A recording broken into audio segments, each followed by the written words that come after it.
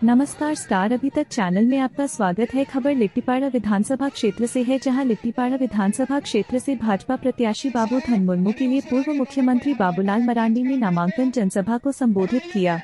हिरनपुर घाघर जानी फुटबॉल मैदान में आयोजित कार्यक्रम में बाबूलाल मरांडी ने हेमंत सोरेन पर आरोपी की पौछार करते हुए कहा कि हेमंत सोरेन ने अपने 5 साल के कार्यकाल में भी वादा पूरा नहीं किया, चाहे वे युवाओं को नौकरी देने की बात हो या फिर महिलाओं को सम्मान देने की बात हो। मुख्यमंत्री हेमंत सोरेन ने केवल लोगों को ठगने का काम किया है। उनकी सरकार बनने पर सभी वर्गों को उचित सम्मान देते हुए रोजगार से जुड़ेंगे, महिलाओं को सम्मान देंगे। जनसभा में उन्होंने और क्या कहा, चलिए सुनते हैं। रिपोर्ट पाकुड़ से स्टार अभी तक।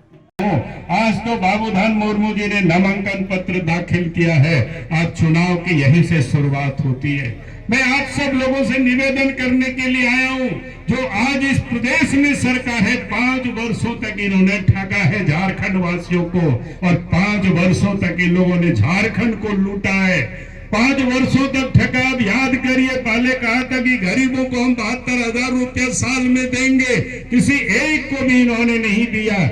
इन्होंने गरीबों को, माँ बहनों को कहा था कि हमारी सरकार बनेगी तो 2,000 रुपया चूल्हा खर्च देंगे, किसी को इन्होंने नहीं दिया।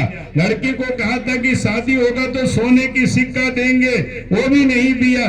विधवा को और वृद्ध को और दिव्यांग को कहा था 2,500 रुपया पेंशन देंगे, वो भी उन्होंने नहीं दिया।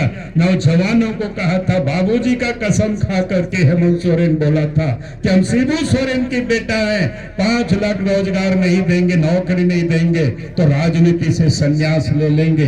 जो बात की कसम खाता है और उसको भी पूरा नहीं करता है, तो झारखंड को ठगने में उनको कितना समय लगेगा।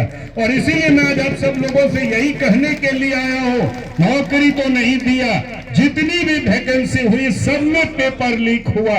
लड़के सड़क पर आंदोलन कर रहा है, आज भी आंदोलन कर रहा है। हाई कोर्ट, सुप्रीम कोर्ट तक की दौड़ लगाते हैं। पिछले दिनों भादों की उमस भरी गर्मी में एक्साइज विभाग में सिपाहियों की दौड़ में 19 बच्चों की मौत हो गई। उसके लिए कोई अगर जिम्मेवार है तो इस प्रदेश के मुख्यमंत्री हेमंत सोरेन जी जिम्मेवार है।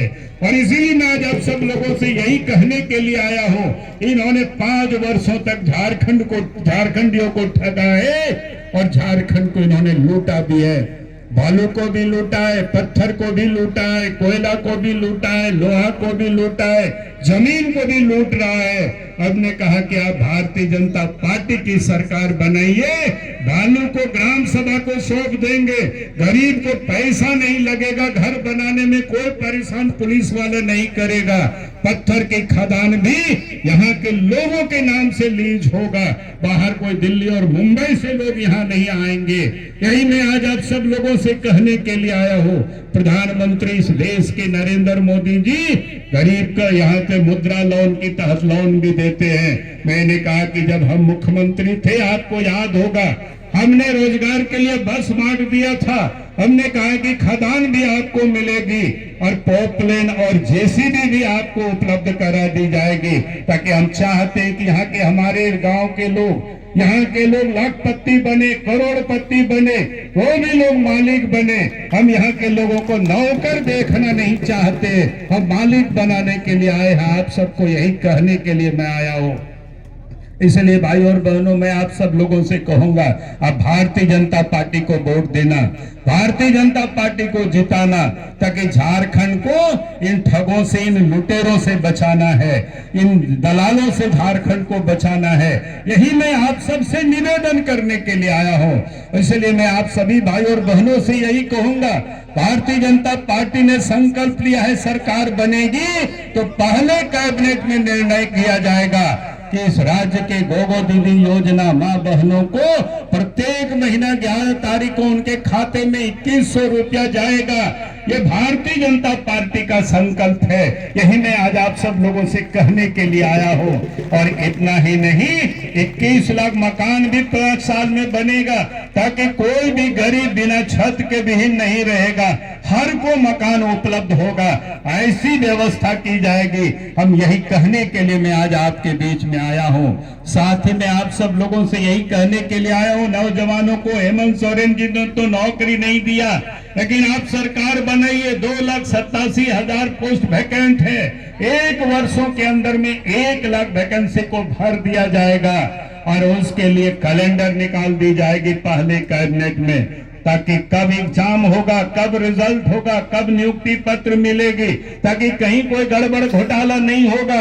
अगर जहां गड़बड़ घोटाला हुआ है पहले भी उसकी भी जांच करा दी जाएगी और जो दोषी है उसको जेल भेज दिया जाएगा। झारखंड के नौजवानों के भविष्य के साथ किसी को खिलवाड़ करने की इजाजत नहीं दी जा सकती है। हम यही कहने के लिए आया हूं और मां बहनों से मैं कहूंगा, बीजेपी की सरकार बनेगी, 500 रुपया में गैस का सिलेंडर मिलेगा, प्रत्येक साल 2 सिलेंडर पर्व के अवसर पर मुफ्त में आपको मिलेगा। यही मैं आप सबसे कहने के लिए आया हूं। बीए पास और एमए पास नौजवान जो रोजगार की तलाश में भटकते हैं उनको 2 वर्षों तक 2000 रुपया मासिक भत्ता उनको दिया जाएगा, ताकि वो नौजवान अपने पैरों पर खड़ा हो सके। हम यही कहने के लिए मैं आज आपके बीच में आया हूं। आज इस देश में अगर आप देखें, आदिवासी के नाम की तो सब लोग राजनीति करते हैं, लेकिन आदिवासियों के लिए कोई पार्टी काम करती है तो वो भारतीय जनता पार्टी काम करती है। आप सब लोगों से निवेदन कर रहा हूं और मैं आज कहूंगा कि आदिवासी भाई बहनें, हमारी तो आबादी घट रही है।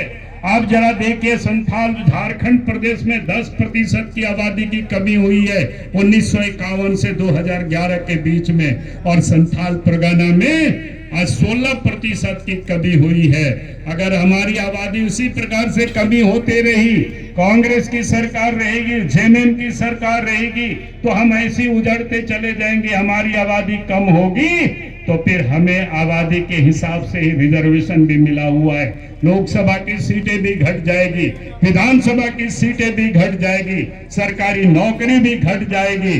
और इसीलिए मैं आप सबसे यही कहने के लिए आया हूं, अगर आदिवासियों को कोई बचा सकता है तो भारतीय जनता पार्टी बचा सकती है। और इसीलिए मैं आज आप सब लोगों से यही कहने के लिए आया हूं, आपका साथ भारतीय जनता पार्टी को मिलना चाहिए, आपका वोट कमल फूल छाप में पड़ना चाहिए। आप यहां से बाबूधान को जिताएंगे, झारखंड में बीजेपी की सरकार बनेगी, आपकी घटती आबादी को ठीक से दुरुस्त किया जाएगा, आपको यहां से अच्छे सम्मान मिलेगी, ताकि आपके हक और अधिकार को कोई लूट नहीं सके, इसको सुरक्षित किया जाएगा। यही मैं निवेदन करने के लिए आया हूं।